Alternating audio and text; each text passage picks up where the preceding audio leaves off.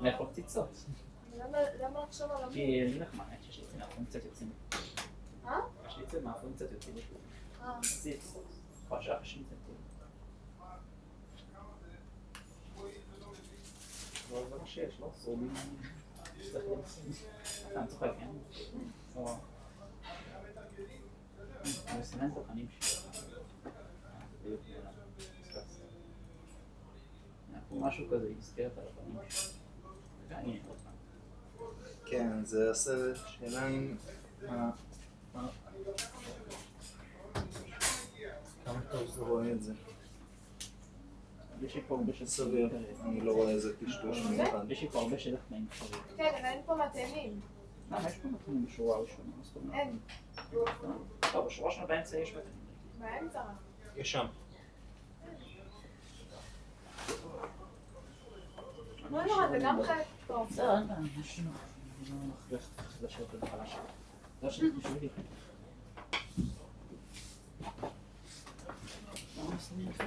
גם כל פעם שאני יושבת בשורה הראשונה, אני צוואר שלי נתפס. למה? מסתכלים, והמרצה, אני צריכה לעשות ככה. טוב. whatever floats your boat.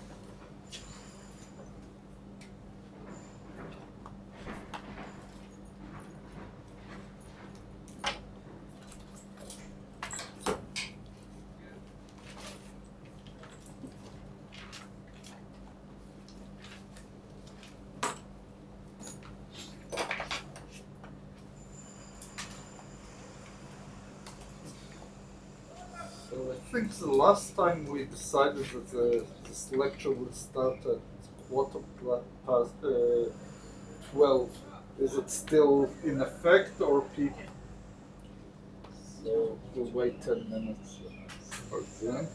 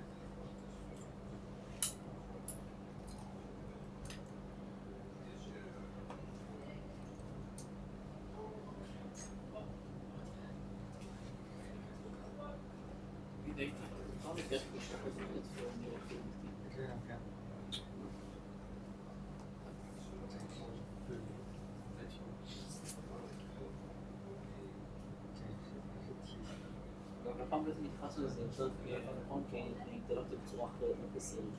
זה בעצם אנחנו כן, לא דיברנו סרט, כאילו זה התייחסות אחרת בעצם לאלקטרונים. נכון? כאילו אינטראקציה.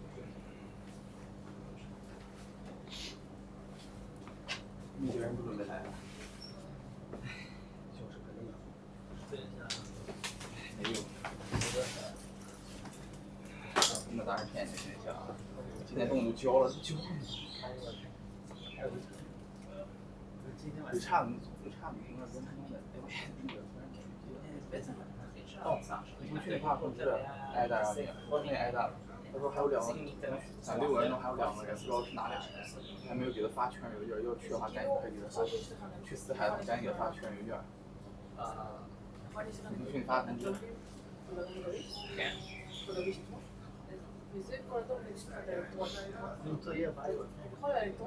我用电子版的，你现在可以看就行了。我笔本，那我笔本一本上个机器，我上个电话。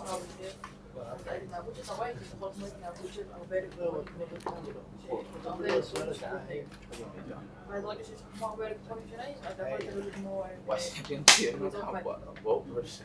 我就不乱做，肯定不对。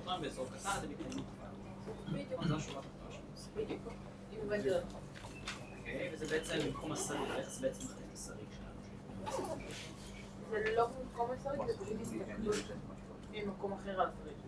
אתה כבר לא מעניין לך, אתה עכשיו לא הסתכלת על רק על האלקטרון. ועל האלקטרון נראה לי בתור יש לך הרבה מכל אחד ומרון כל הגל, אבל אתה יכול להסתכל רק על האלקטרון, כי מתנהגים למצוא תקשיב. כאילו, זה שיש הרבה אלקטרון לא מתאים את השוואה לדום, אבל לא מתייחס. 他不让课是吧？ כן. אנחנו עובדים בצורה, כל סקאלה לא מלמד, זה לא שעושים רק על אלקטרונים שני חודשים, בתחום קטן אז יש להם חוק בשחור קטן, יש להם תפן כזה, כל התנהגות התפן. כן, ואז כאילו זה פונקציית אגל, וזה לא עוד נראה שם משהו, 这我笔记上是不是下做？ ולמה היית כל כך יצא שלו? ספיק לא פעם אישה. 没发过我。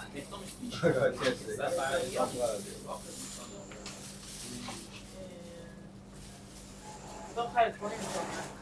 כן, שם נגיד יש ניגון של ספיק של 2. אבל לא ספיק ביון נגד. אבל בוזונים. נכנסו גם בוזונים. מה הוא אומר בלעד? זה פוטונים שמשתחררים לך כתארים ולכל דברים. כן, אז כאילו הניגון של ספיק זה לא רק ניגון של ספיק.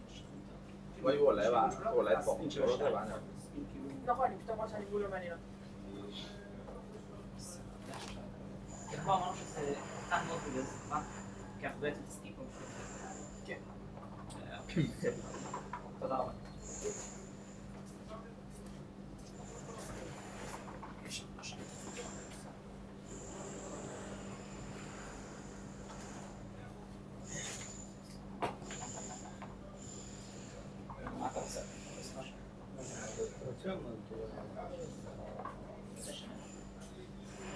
תימן.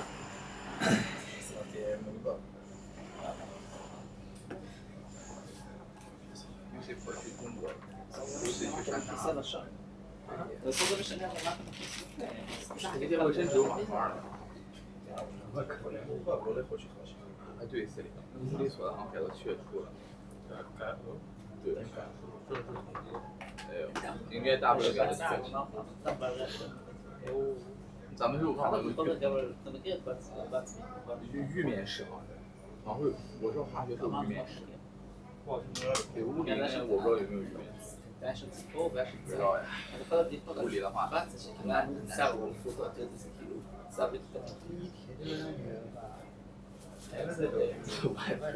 理解也不一定我报了很多，我跟你说，我南边报了4个，然后东边报了2，然后北边报了2，中间那俩没写，那俩没写，没发邮件，我可能会参加他们赛。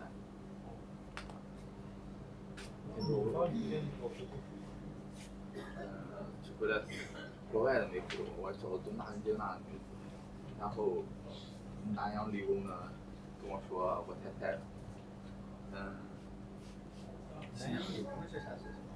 新加坡国立的也没回过，然后国内基本都会，国内说虽然都会，国内都会。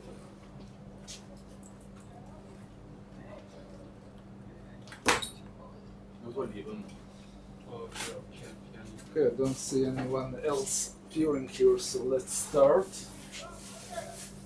Okay, so what we are going to do today is, as I have described in the previous lecture, we have excitations or waves, acoustical waves in this in materials, and these acoustical waves behave as quantum particles. And we have discussed in the previous lectures that basically we can see it in the heat capacitance of the material. We see a behavior that at low temperatures the heat capacitance goes to very low temperatures. And therefore, we know that we have a quantum behavior of the system. The same ways that we know that we have photons because we see the black body radiation. Okay, but how do we probe these waves directly? So, someone has an idea?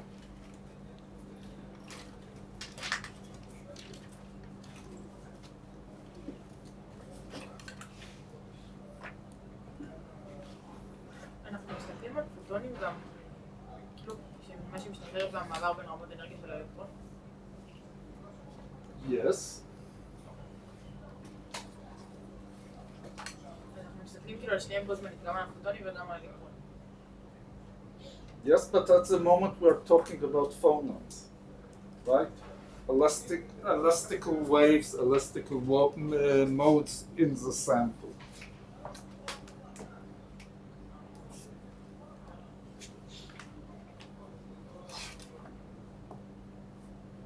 Okay, let's go back to classical physics. And by the way, what we did in the previous lecture was chapter 23 in Ashcroft.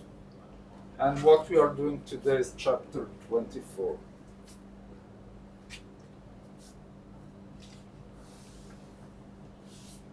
What distinguishes a particle in classical physics? Spin? Classical physics doesn't have even spins. That's a Yes, it has a mass, but let's not go too complicated.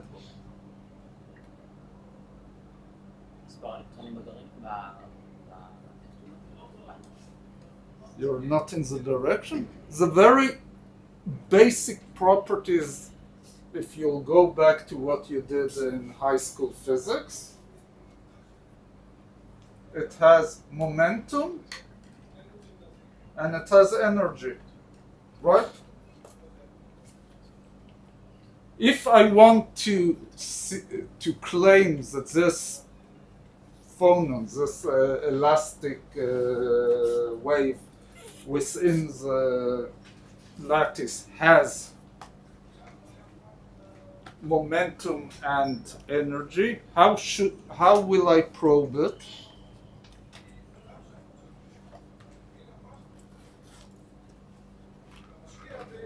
Let's go back to high school. From the very few experiments that you performed in high school, where did you measure momentum and energy? Measure, not calculate.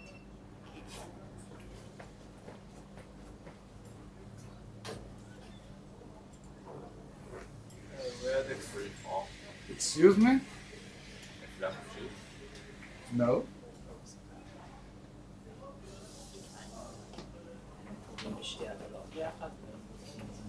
You're close, but even simpler. No. Okay, I recommend that all of you will apply to the Ministry of Education and request the money back, because apparently it didn't give you any head start here. But some of you might remember that you had an experiment for which you took a metal ball, a small metal ball, threw it down a slope, caused it to have an interaction, or basically scattering of another particle, and then you let it free fall and got it to the floor. Am I making any sense? Okay, and what did it show you? It showed you that the momentum after the collision is the same as the momentum before the collision, right? And the energy of the collision, of the particle prior to the collision, is the same as the energy of the two particles after. Somebody remembers how did you prove it?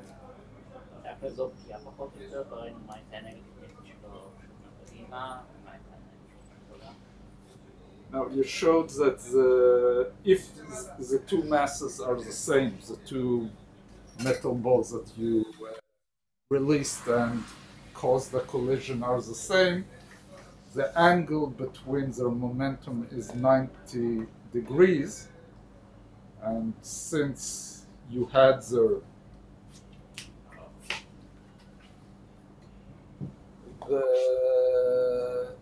momentum of one particle before the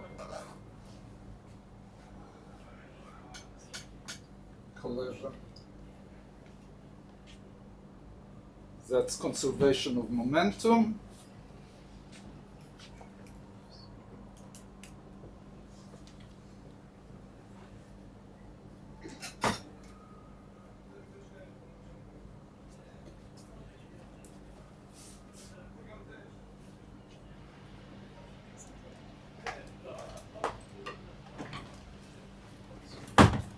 Right? Simple collision, classical physics.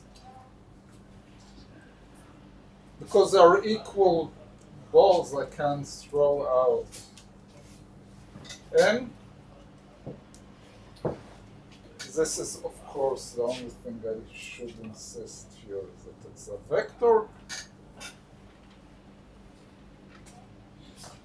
So perpendicular to the direction of movement, U1 is equal to minus U2, perpendicular. And what is that? What is this?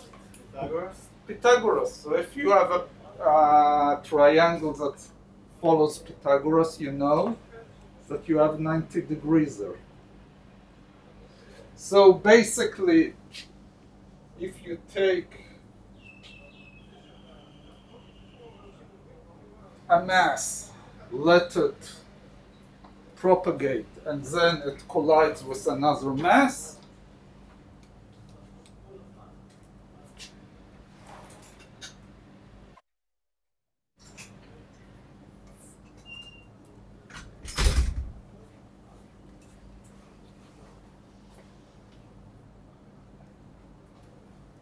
so you know that if you draw vector of v, the x components will sum up to v, the y components will be exactly opposite, and this plus this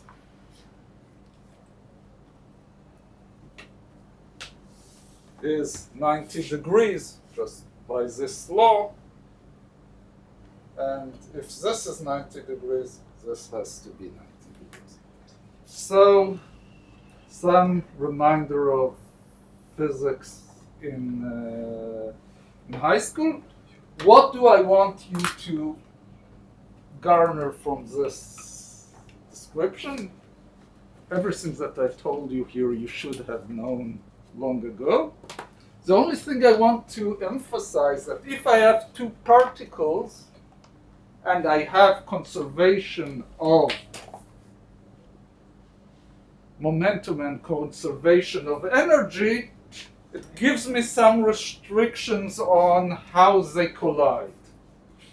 Right? It gives me some law. It can't be here any direction. It has to be a direction that correspond to 90 degrees in this example.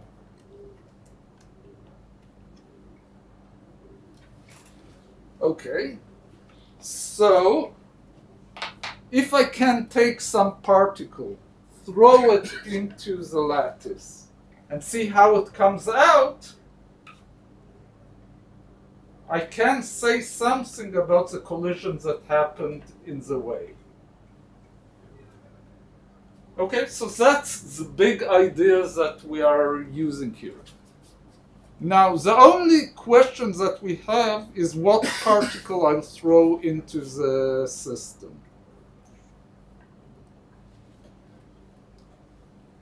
Okay, what are the requirements from the particles that I'll throw into the system?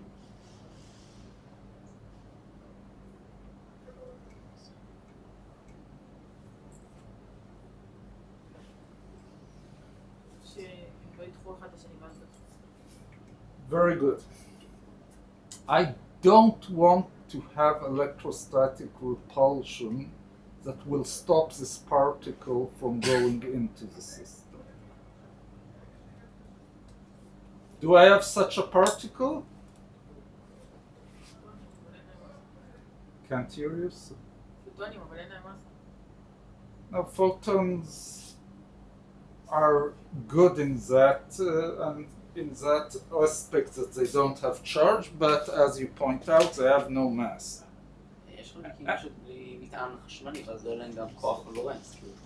Okay, what particle has similar masses to the atoms in neutron? Exactly. The best particle to throw into the system, into the lattice, will be a neutron. It has no electric charge. It has a considerable mass within factor 10 of a typical atom. So I can expect it to collide there and to come out and teach me something about what's happening in the system. Where do I get neutrons? No, alpha particles are not good because alpha particles have charge. Beta decay. That's Beta decay. they are not thrown out with a lot of energy out of a beta decay usually. Another idea?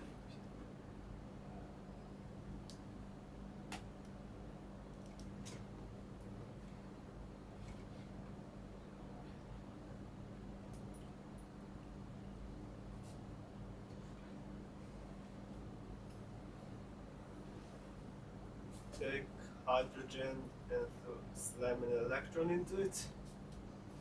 Complicated.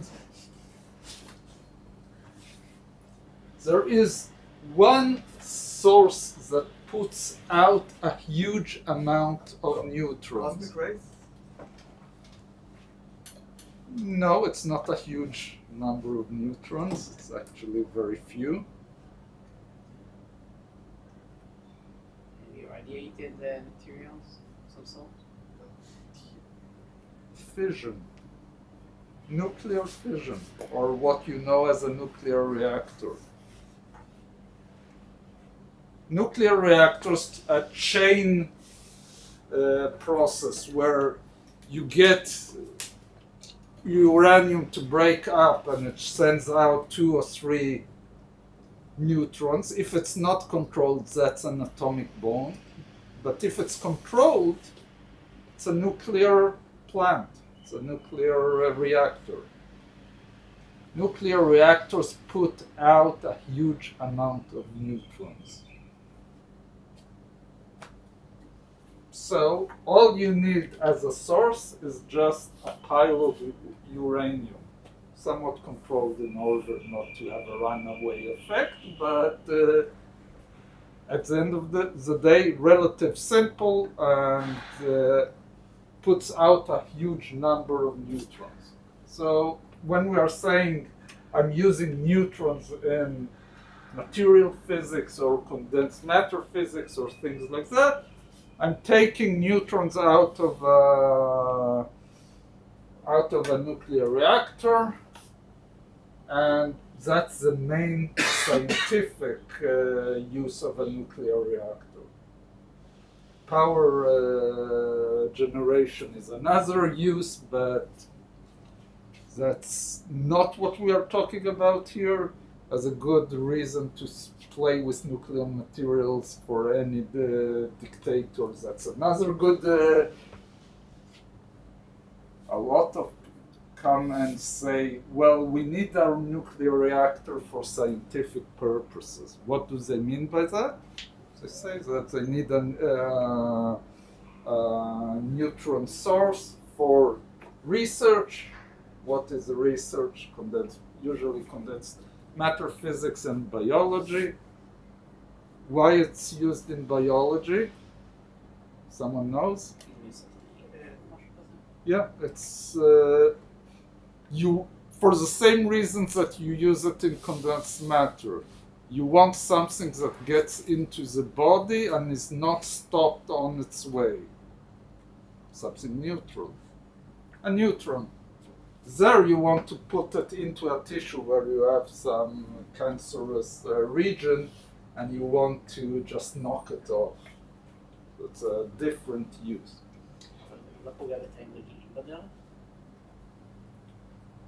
The answer is, well, we are meandering around the subject, but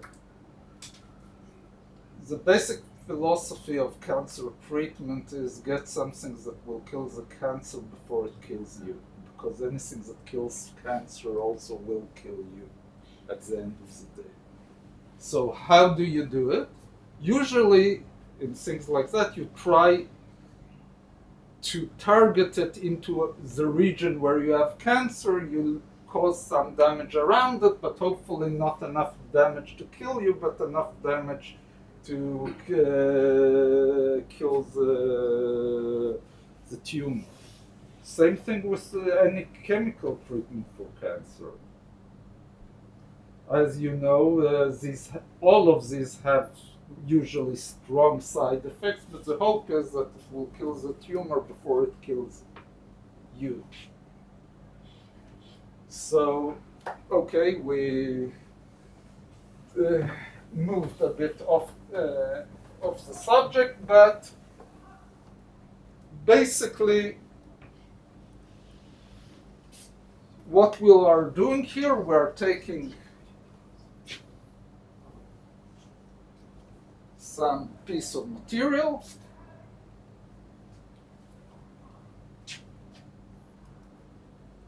we're sending in here a neutron,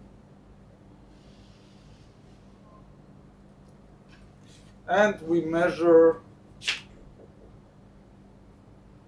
it when it comes out. The angles that it comes out will tell me something about the objects that scattered it within the system. Okay, so what does it remind us? We had something very similar at the beginning of the year with photons.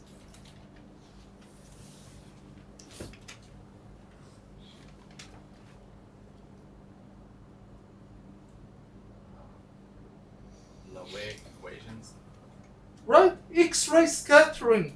It's a similar idea. We send in that case, very energetic photons and measure something coming out. Here we're sending in very, not very energetic neutrons and see how it comes out.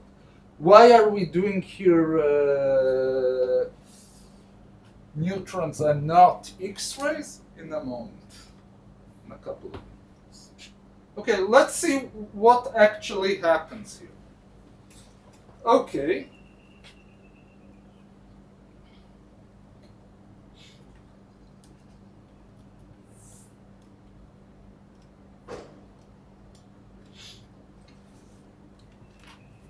The neutron coming in has momentum and energy, exactly like in the high school experiment. Okay, the momentum will depend on the velocity I give it in the beginning, or the nuclear reactor will give it in the beginning.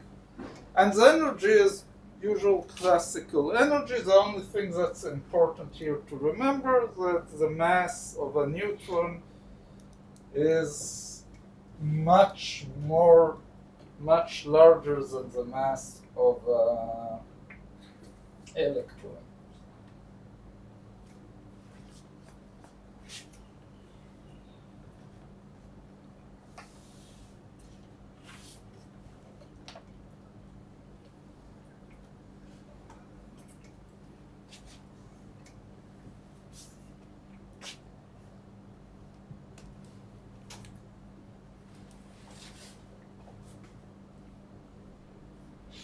Let's compare it to what happens in for a photon.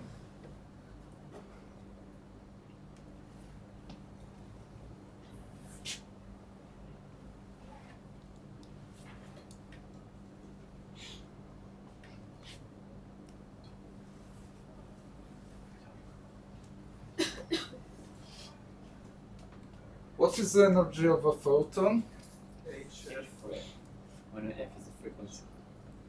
I want it to be similar to the way I'm writing down PC.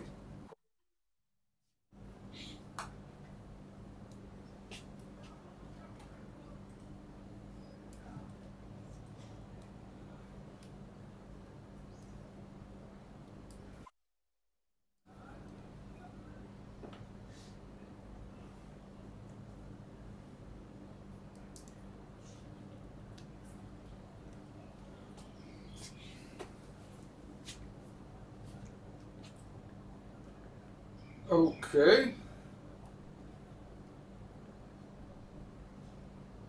For the same P, I can see that the energy of a neutron is much, much larger. Not surprising. A neutron is a massive particle, and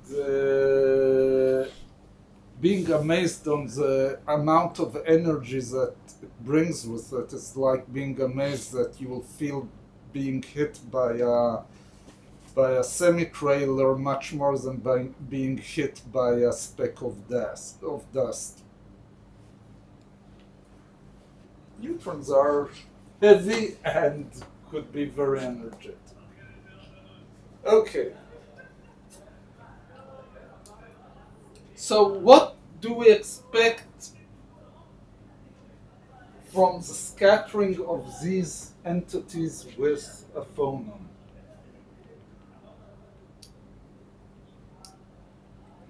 What could happen in the system?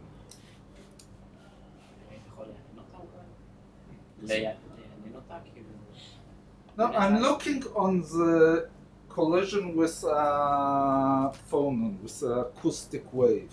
What can happen? The energy of it can absorb the energy and become more energetic. So, like in MRI, you pull lots of energy, and then after you are done with that, the energy is then released, and you get specific frequencies, so you can create an image. Let me rephrase what you said. Basically, in the previous lecture, how do I characterize the properties of the waves or the phonons in the lattice? Distortion relation. More basic. Wavelength, frequency. Wavelength, frequency, and so on, but in a specific system, what is the state of the system prior to the collision? So the same as the state of the second ball before I've performed the collision in classical physics. Stationary. No, I have some distribution of numbers of phonons in each state. I have 3 phonons in this state, 0 in this state, and so on and so forth. I had a collision. The numbers can change, right? That's all that can happen. So, basically, if I want to ask what happens to the energy, and in this case it's general, of a photon or a neutron after the collision within the lattice,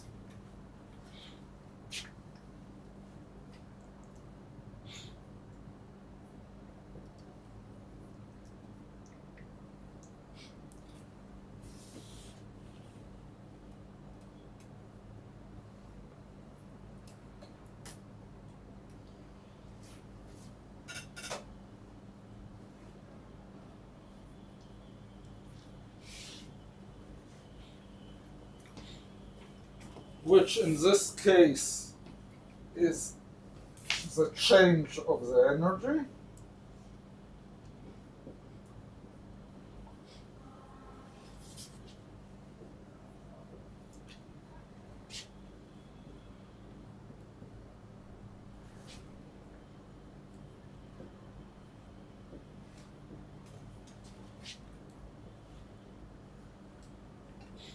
When I say here particle, it could be either a photon or a neutron, is equal to the amount of energy that changed in the state of the phonons.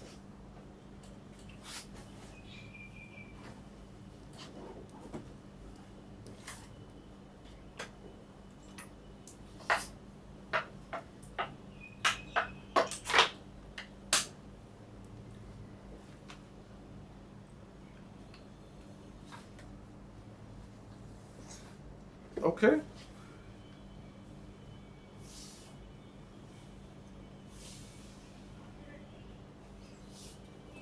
I changed energy because it absorbed 1, 2, 3, whatever number of phonons in the system. Okay, this is the conservation of energy. What else must be conserved? Momentum.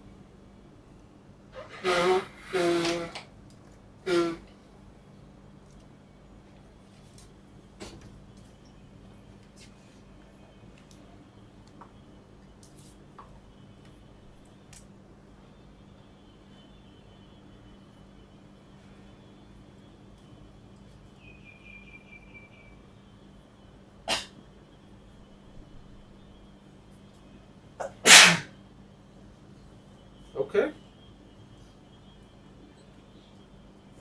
What else can it be?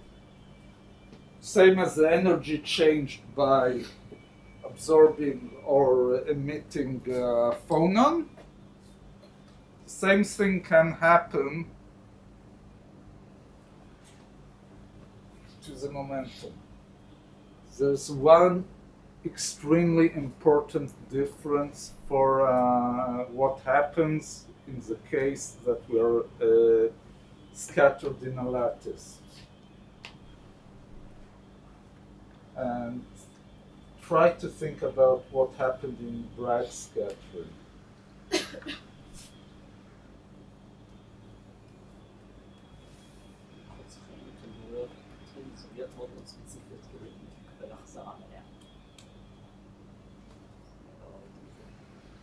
What happens to momentum conservation in a lattice? Is momentum conserved in a lattice? אמרנו שיש לנו שימור. כשתכנס למשהו אחר, אז ברור שיש. No, it's something connected with the basic property of a lattice. Let's go back. I spoke about it a bit in the beginning of this course, but apparently a refresher is needed. Conservation of momentum. What is the origin of it? The system is invariant under change in space. Right. Is a lattice a system that's invariant under change of space? Yes, it fits itself in the same periodic function. Yes, but not for a continuum change. Oh. Right? It's only for a discrete change. What was our conclusion out of it? If you refresh yourself about Bragg and Van Laue scattering, this is true up to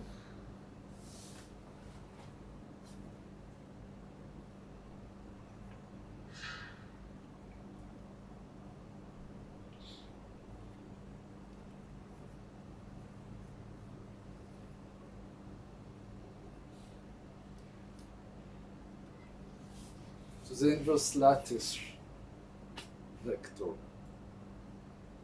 You can always add or subtract an inverse lattice vector, and this won't hurt conservation of momentum. If you remember, it appeared in the Bragg peaks.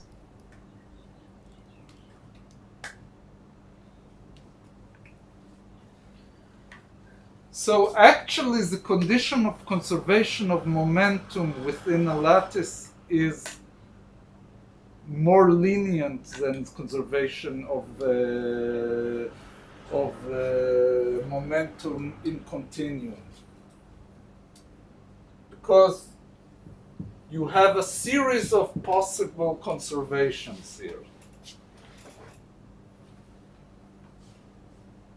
We saw that it's very important for scattering of photons Bragg peaks, which actually were a way to measure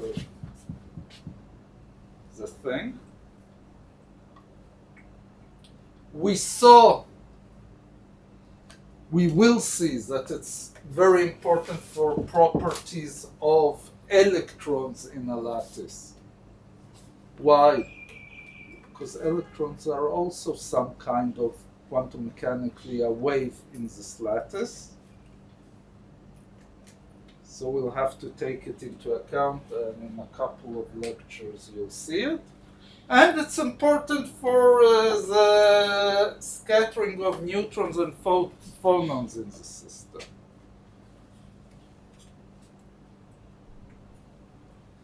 Okay. So we have our conservation laws, conservation of energy and conservation of quasi-momentum. Why do we call it quasi? Because it's very like momentum, but it has a correction.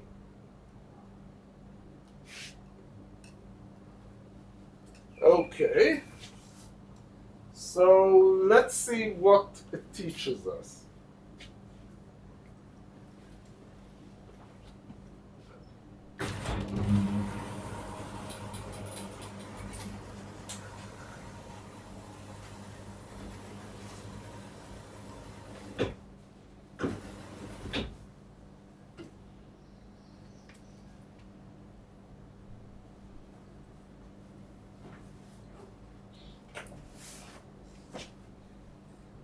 Let's look.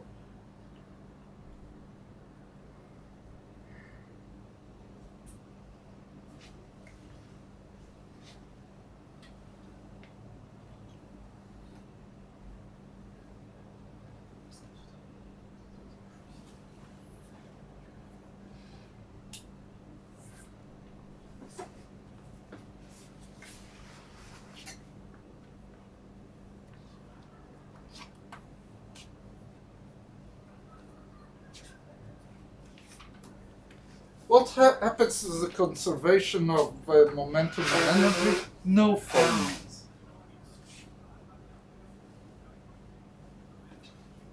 Okay. After very complicated mathematics, I get to the conclusion that E prime has to be equal to E. Because nothing swallowed energy out of the scattered object. And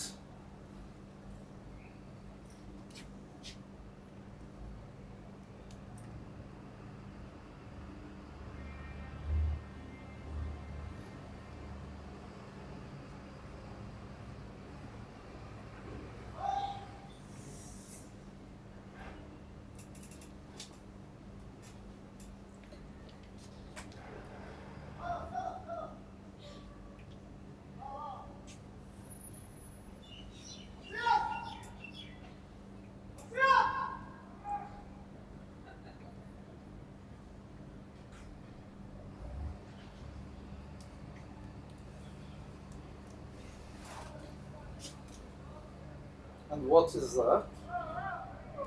Let me rewrite it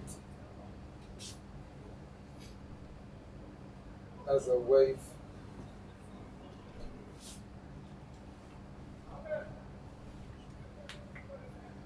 Number.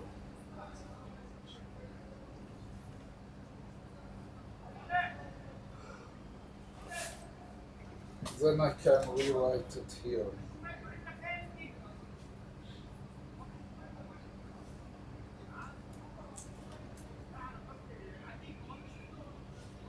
And what is that? Hmm? But this, of course, is conservation of momentum. We came out of it, but what physical process we looked on the directions of scattering and got this behavior? Bragg peaks. This is simply the Bragg peaks.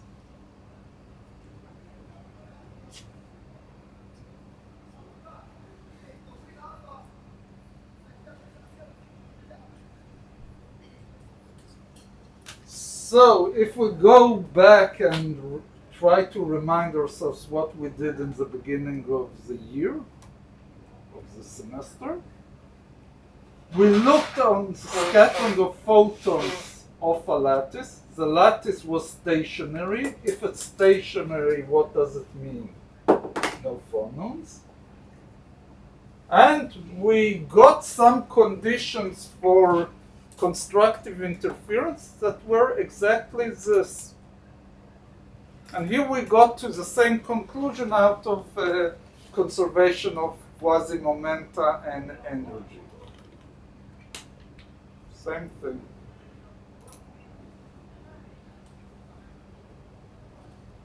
Okay.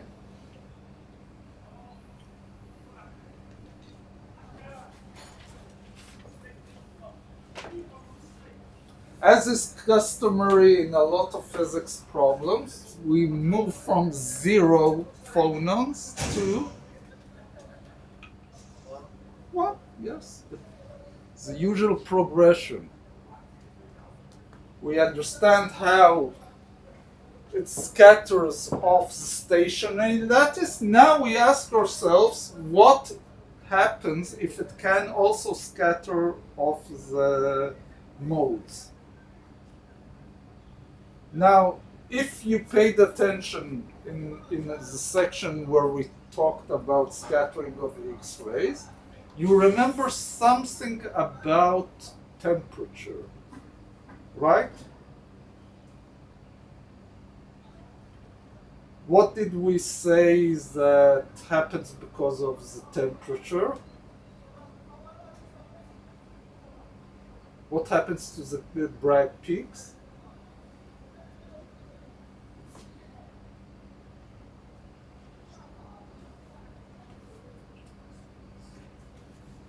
Thermal broadening. Instead of having a very defined point, we have some broadening of the peaks. But what did we assume there? That the motion of the lattice we didn't have a real motion of the lattice, but each atom moved independently. Right? We didn't say anything about modes and elastic modes and things like that. It was in the beginning. We didn't know anything about it. Now we are asking the question, since we now know that the lattice moves with certain modes, what is the influence on the scattering? Okay, let's see what happens if we add a single phonon.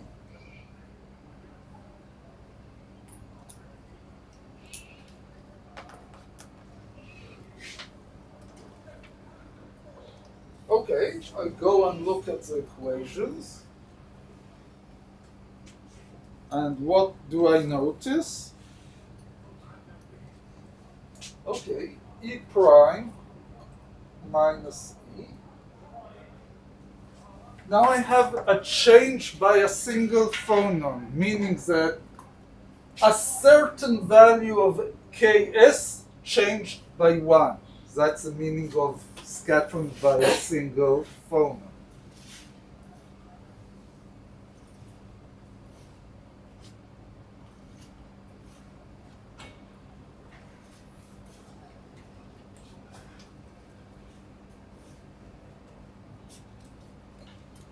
Right? Nothing else. P prime.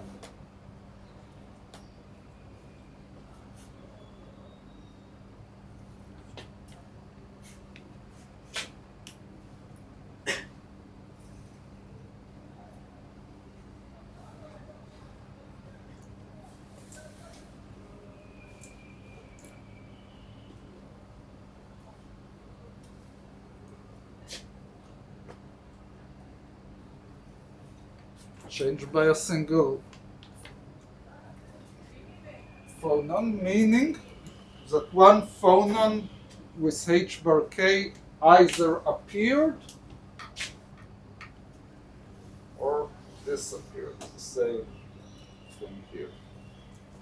Either I absorbed a phonon or added a phonon to the system.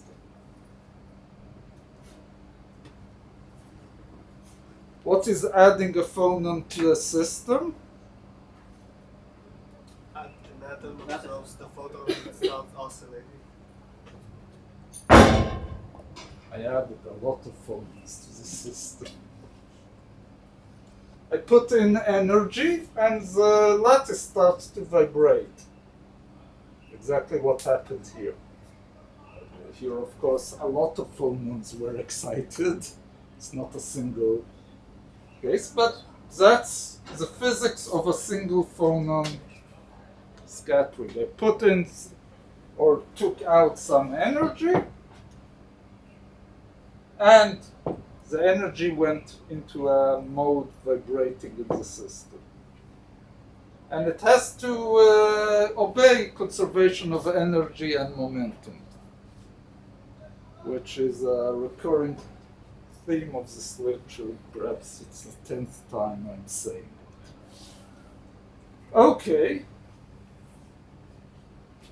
So, let me be more specific.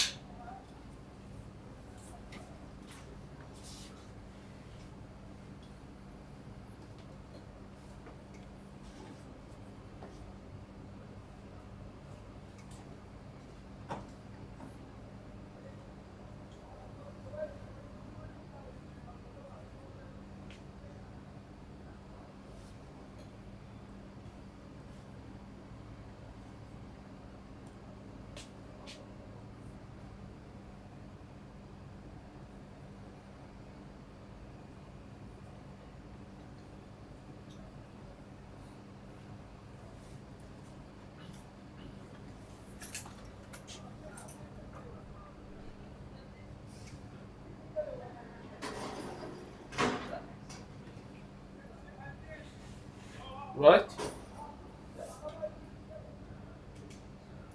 This I just wrote the energy for a neutron explicitly.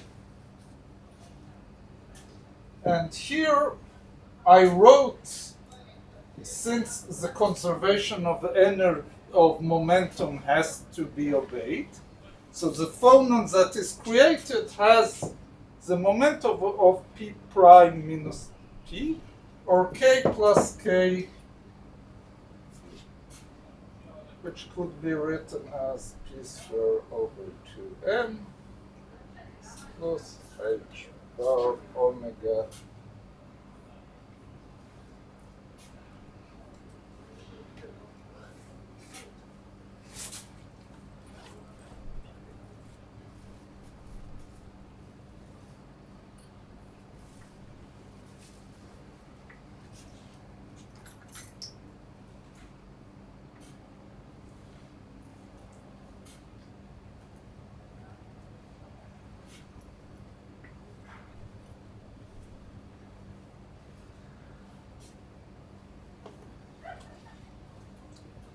Could this be fulfilled by any p prime?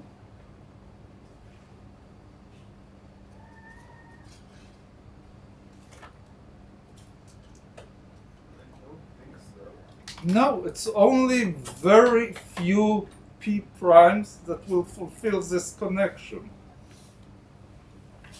The ones that only excite a single phonon? Yes, but it has to fulfill also energy conservation and momentum conservation, right? So meaning here I have, give me p squared p, and I'll ask you what p primes fulfill it, and you'll have a discrete set of p primes that fulfill it, meaning that I'll get a spectrum out of this scattering. I'll see just a finite number of scatterings or peaks. And that's a way to probe the spectrum of single phonons.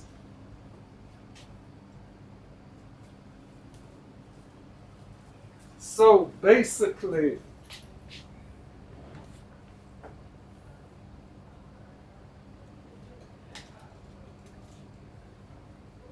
if I go around with my detector and try to map the p primes that are available,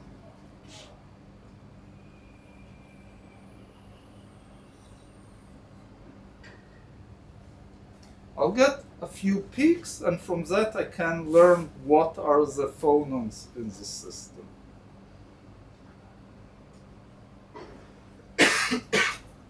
Pay attention that here probably I've mapped P prime either on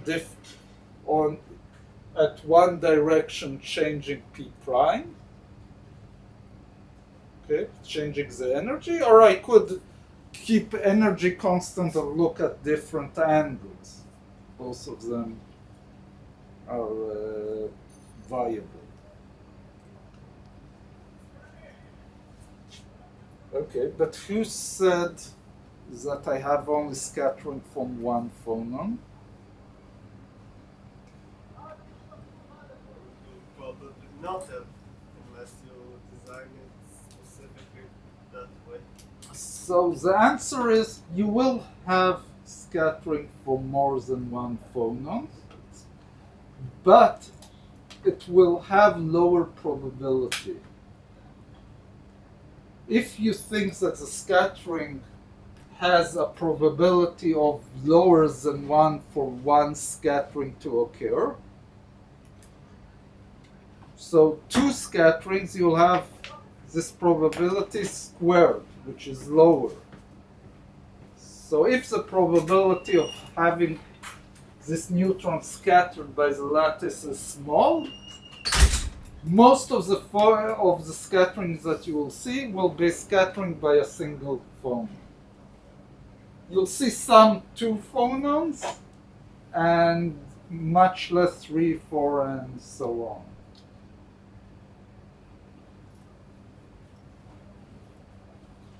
So let's just, for completeness, look how scattering from 2 phonons looks like.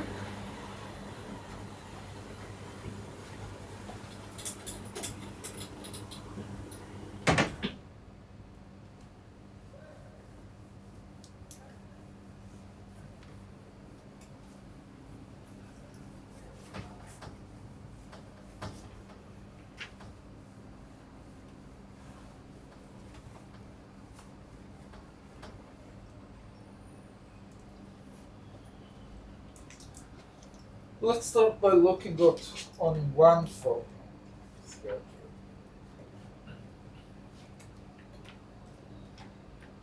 So we have this neutron coming in, being scattered by a phonon, meaning, let's say here,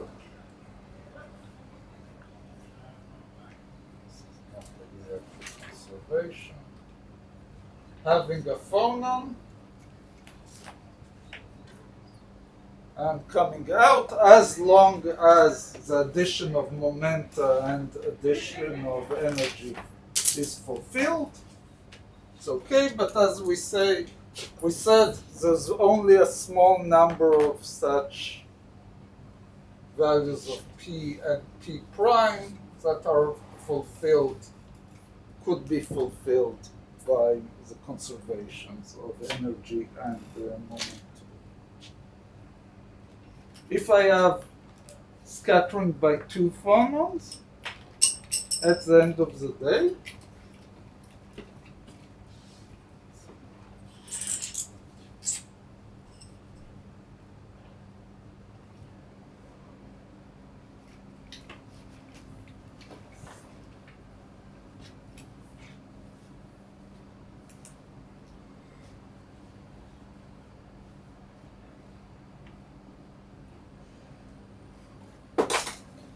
comes in, has a scattering with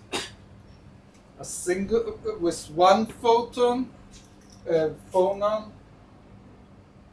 and some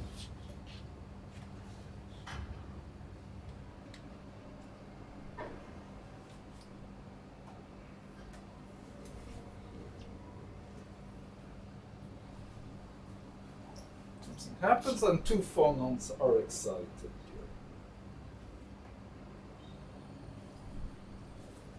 So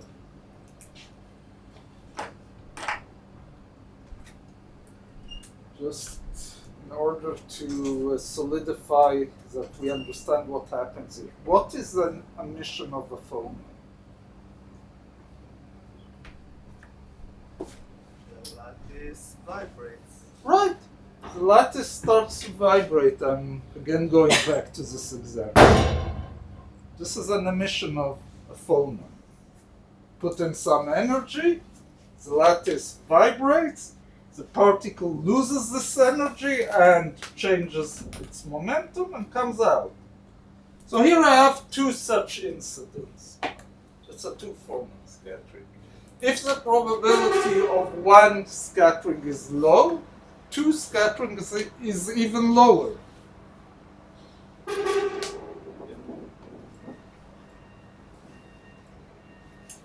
Okay.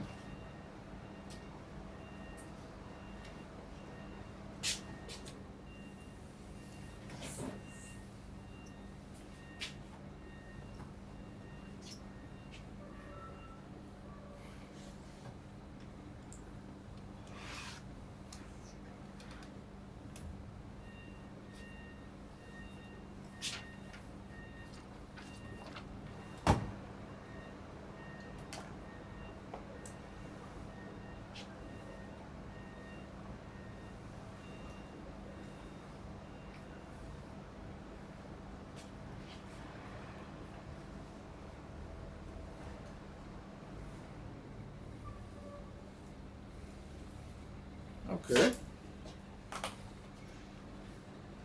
Two phonons.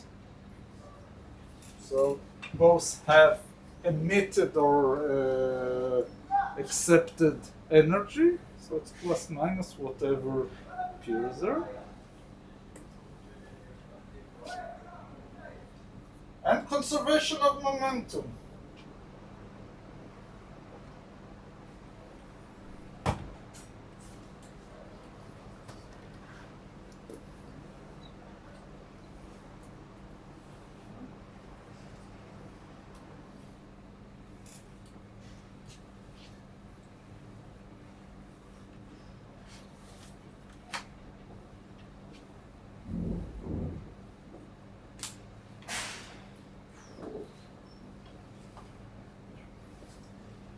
Why did I write only one reciprocal vector?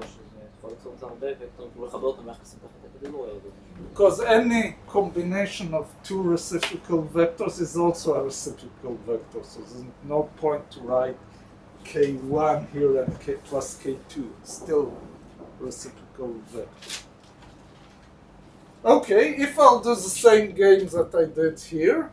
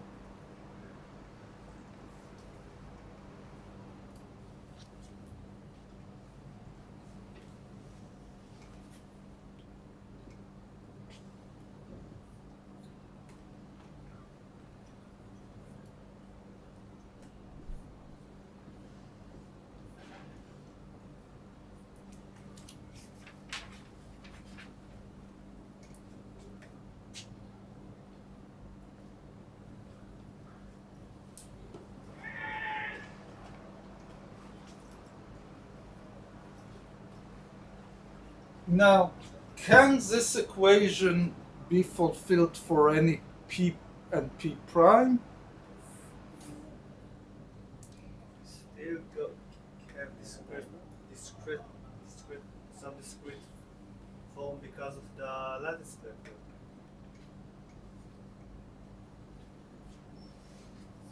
But I have here a free k. It's not discrete. It's not discrete because you can put in any k here. It's not a lattice, the reciprocal lattice vector? No, this. Well, if you want to be exact, I should have put here. This, but this doesn't matter anything. k is a free vector, free independent variable. I can put any k I want. So once I can omit or absorb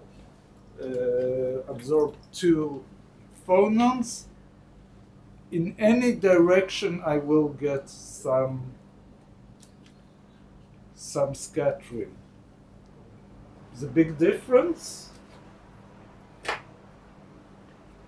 as long as the probability of a single scattering is low, so we'll have here a low background for any p prime, which comes from the two.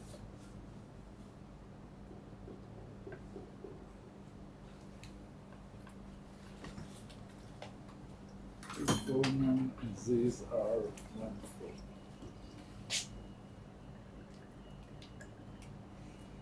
So we'll have peaks in any experiment, peaks coming out of the one phonon scattering on the background of a low intensity scattering that comes from everywhere. And that's the way, from these guys, I can deduct what is the spectrum of phonons in the lattice and know something about the structure of the lattice. Okay.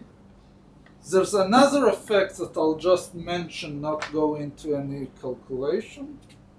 Everything that we did here is under the assumption of a harmonic potential. Of course, if I'm looking at movements that are a bit larger than around the zero equilibrium position, I'll see also anharmonic correction. This will, at the end of the day, broaden a bit these one phonon peaks. I'm not showing how I came to this conclusion, I'm just stating it. And these are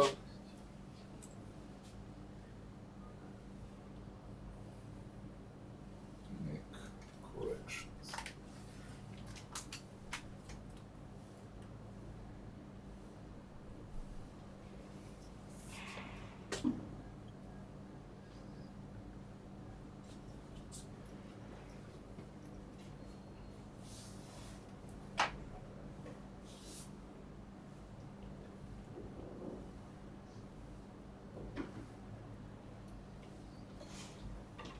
Okay, very well. These are neutrons. What can we get out of photons?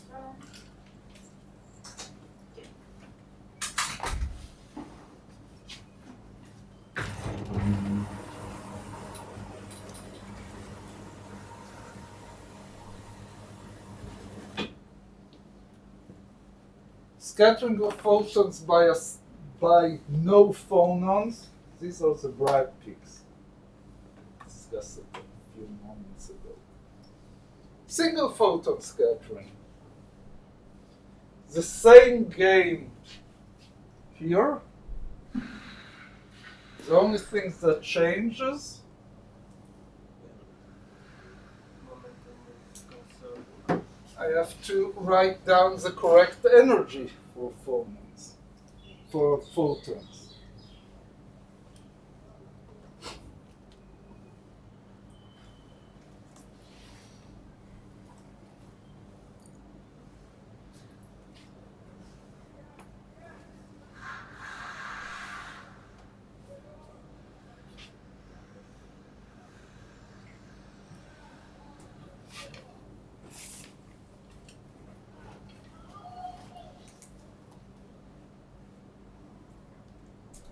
Okay, and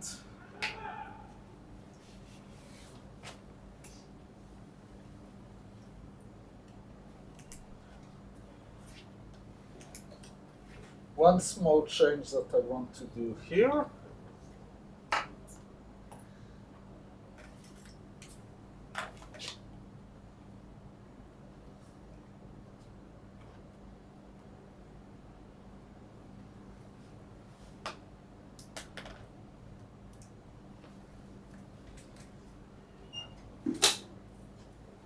I'll write it down as wave vectors. That's not a big change.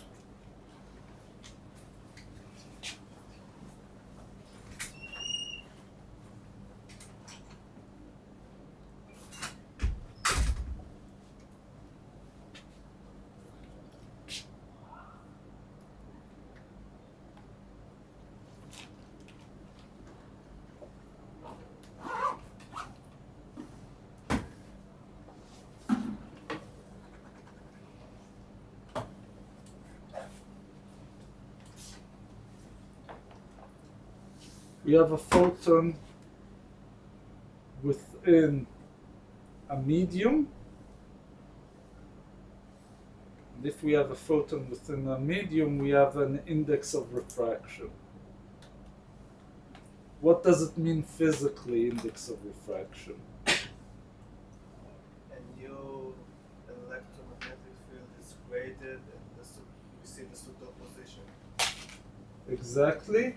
And basically, this sums up the average behavior of this lattice. Not the lattice structure, but some average.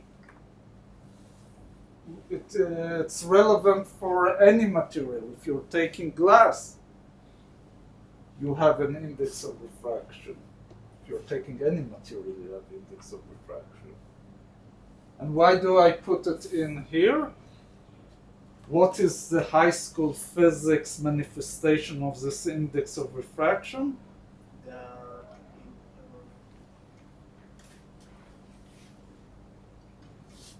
Snell's law. Prism. All this stuff. You could start screaming on me, wait a moment, for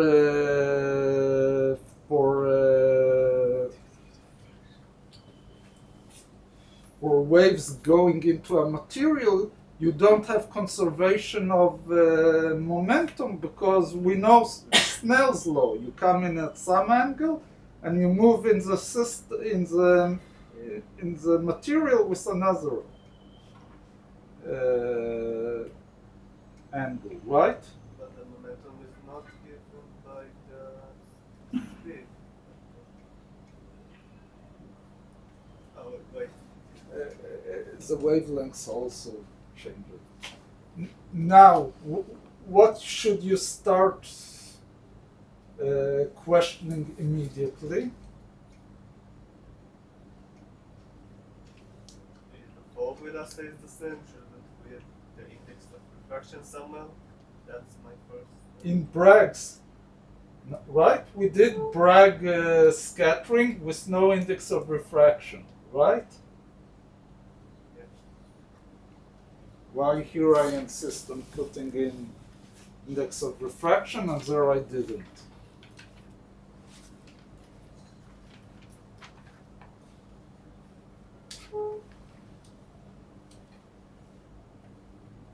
Here I'm treating photons with longer wave lengths. For X-ray scattering, what is the wavelength? Around an angstrom, right? For wavelengths that are somehow of order of an atom or even less, I can't replace it by an average property of the material. Right? Doesn't make any sense. But here, if I have wavelengths of, let's say, visible light,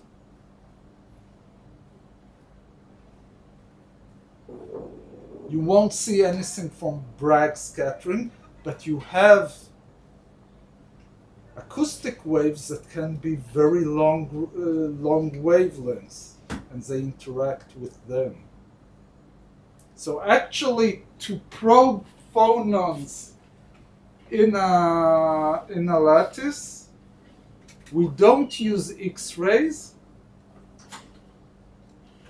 We use wavelengths that are very much longer, like visible light, because you want something that is similar to the wavelengths of the things that you want it scattered by. And if I'm talking about something that is so long range,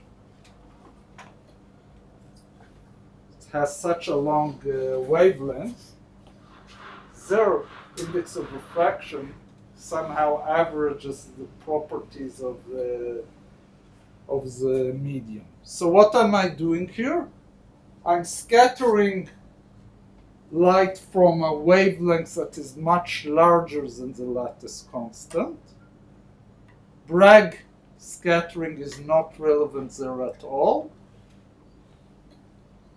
But I can still be scattered by phonons. Why? Because phonons are very long range.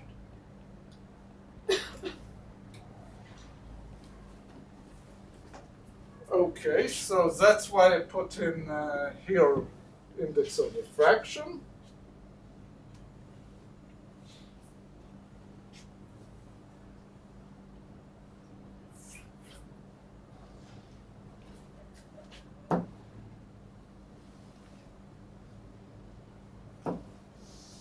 So this is already incorrect because here I took into account energy in the meaning of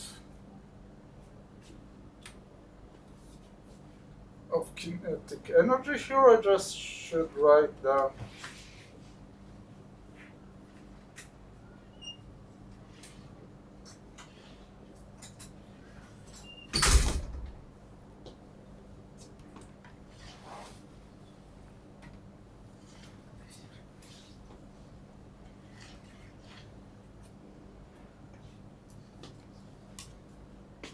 I want to understand a bit about sizes here, magnitudes here.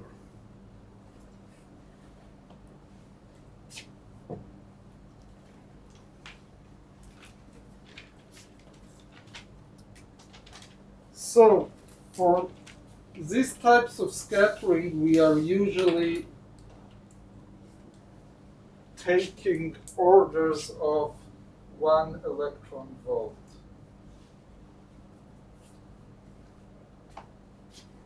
Why am I writing electron volts? Because it's a measure of energy, and I'm looking here on H omega.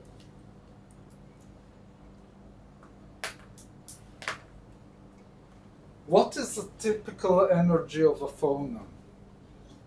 Well, you'll say it depends on what branch am I, on what K, but let's take as a typical size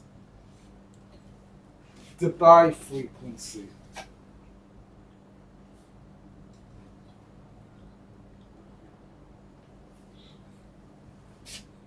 Which in a typical material will be much smaller than the energy of the photon.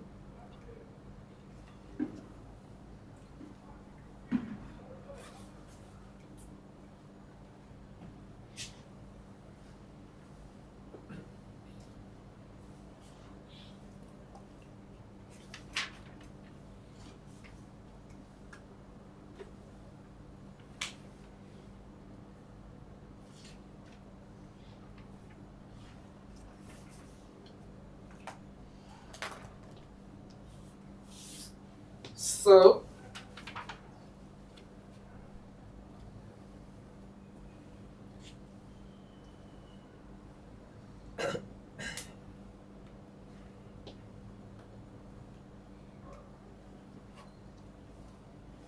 let's lose this.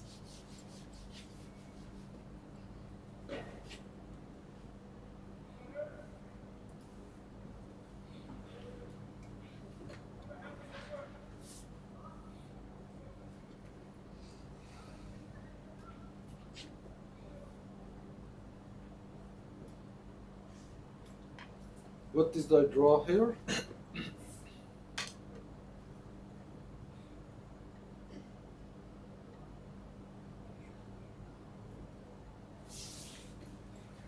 Collision? Hmm? Never mind. Conservation of momentum.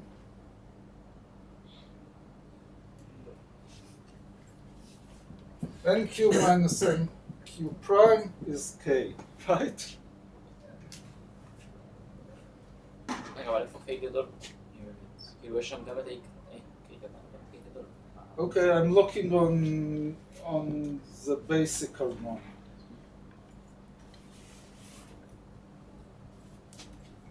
Why did I throw out K? Because of this. The change between Q and Q prime must be quite small. Cannot be too large.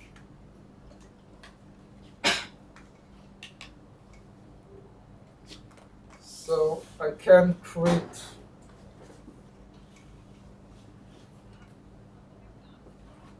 this is a small angle theta.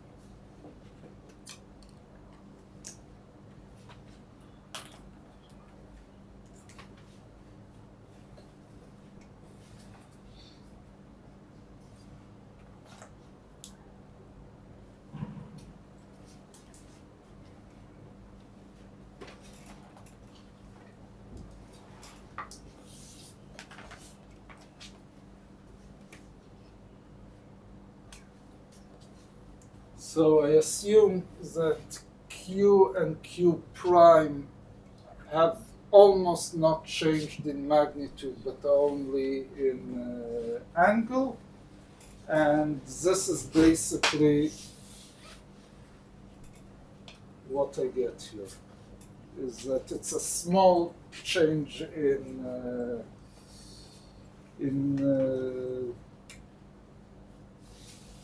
the angle, and actually it tells me something about the properties of the acoustic and acoustic waves within the sample. So scattering by neutrons and photons can tell me something about the structure of the phonons in the system. Okay, so until now the whole course was about the lattice, its properties, the fact that I can learn its properties by scattering of light or X-rays and by scattering of neutrons. Its static properties, meaning what kind of symmetries and lattice structures we can get, and what kind of dynamics this lattice can have, the phonons. And with that, more or less, we close the chapter of the lattice. What is the other ingredient of solid state? Electrons. We ignored totally till this point. What do electrons do in these systems? And why are electrons so important? Because there are interactions between them. Electrical conduction? Because all our technology is built on the fact that we have systems, solid-state systems, for which we can move current in, others that we can't, known as insulators, and systems for which we can change their behavior from something that is almost an insulator to almost a conductor. This is known as semiconductors. And huge amount of our technology is built on these systems. Now, I'll ask you a simple question that it will take us a couple of lectures to be able to answer. Why are certain materials insulators and others are metals? חלק מהם פשוט בפח חיצוני, כמו שבחלק מהם יש. One. אני חושב שזה בגלל שבחלק מהם יש אלקטרונים בפח חיצוני, כמו שלחלק אין, ואז בגלל שאין להם מינוח. So one answer here was that it's because if I can have electrons in the outside. Valence shell. Excuse me? Valence shell. Valence. No, valence is more specific. Something in the outer shell of the electrons. If I have electrons there or not. That's extremely important for chemical behavior. Do they combine into molecules? What kind of lattices do they create? So first, it's not directly connected to conductors. Excuse me? The mobility in the lattice. Okay, the mobility of the electrons in the system. That's more connected, but at the moment, I'll give you a description of a material. Do you know what will have large mobility and what will have zero mobility?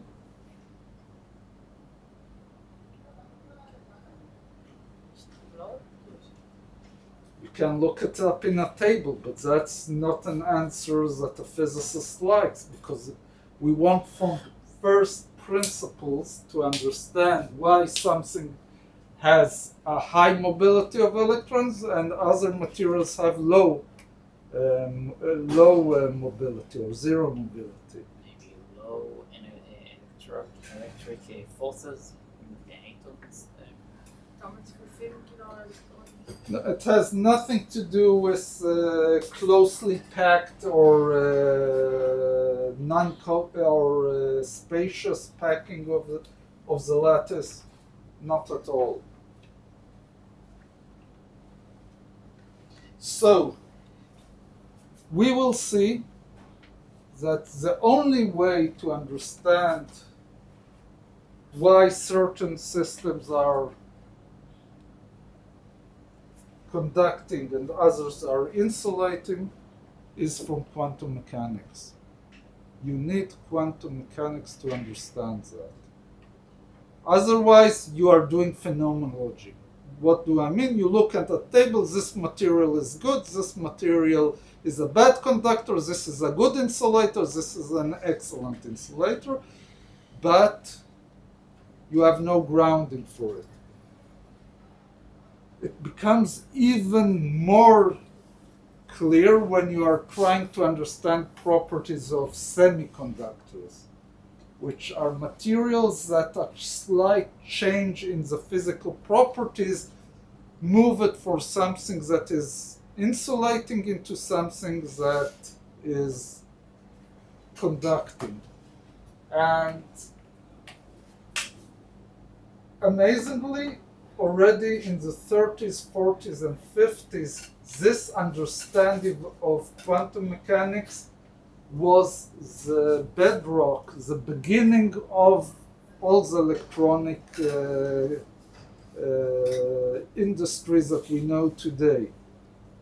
Because developments such as solid-state diode and solid-state transistors came out of understanding under which conditions you're an insulator and under which conditions you conduct electricity. Because what is a diode?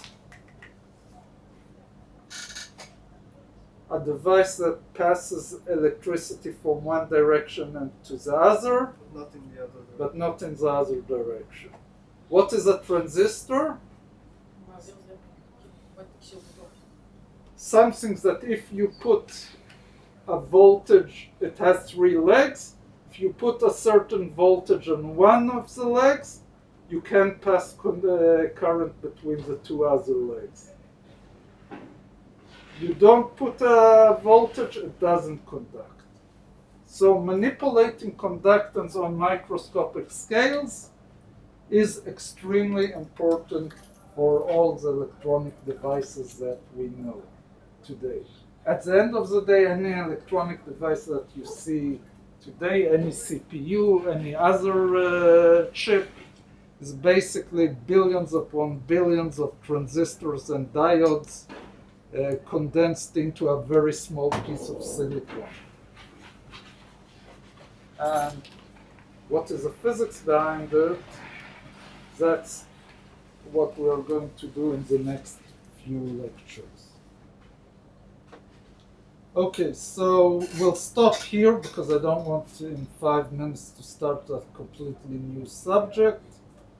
And in the next lecture, we'll start with the properties of electrons in a lattice.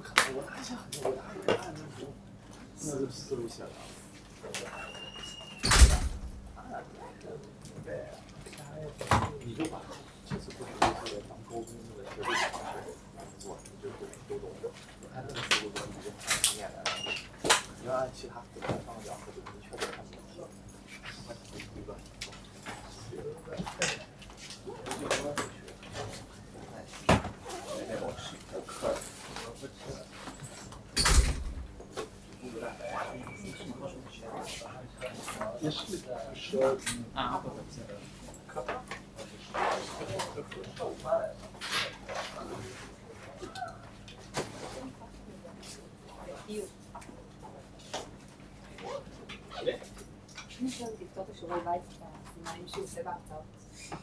נשאר איזה משהו. כן.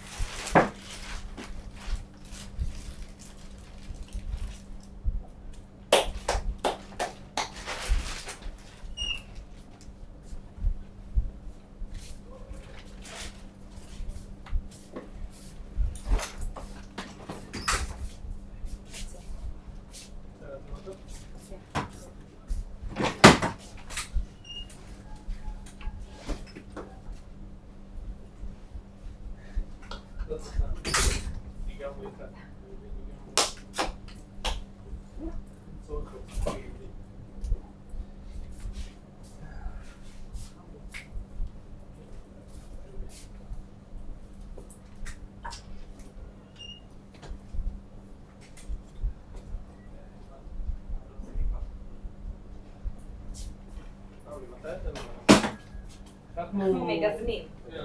אתם יודעים על מה שקורה עכשיו? כן. זה על בור פוטנציאל סופי. אוקיי. זה כאילו מה שיש אחרי פיזור, נכון? כן, וחצי סופי. סגור. זה כאילו סימטרי, בור פוטנציאל סימטרי זה נקרא? הוא פשוט סופי, כאילו אתה לא צריך פוטנציאל, זה לא פוטנציאל אינסופי, כאילו אתה לא תקוע בתוך הבור. אם יש לך אנרגיה משהו הרע שמספיקה. שזה כזה בור, ואז כשהוא עובר אז עניין. הוא הרע, הוא הרע מבור.